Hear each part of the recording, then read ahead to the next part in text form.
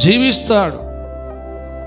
ఈ లోకంలో తాను ఏం కలిగి ఉంటాడంటే పవిత్రంగా ఉండుట కొరకు, తాను కాపాడుకున్నట కొరకు ఎన్నో జాగ్రత్తలు కలిగి జీవిస్తాడు. లోకంలో మనం చూస్తున్నాం, లోకంలో ఏ విధంగా కలిగి ఉంటున్నారంటే పవిత్రంగా జీవిస్తున్నారా? క్రీస్తుని అంగీకరించిన బిడ్డలు ఎంతోమంది ఉన్నారు, కానీ పరిశుద్ధతను కాపాడుకున్నట కొరకును చూచుకోవాలని దేవుని లేఖనాన్ని మనం చూస్తున్నాం. 1 పేతురు 1:18 కూడా చూస్తాం. నిజంగా ఏ విధంగా కలిగి ఉండాలి? 1 పేతురు 1:18-19 చూస్తుంటే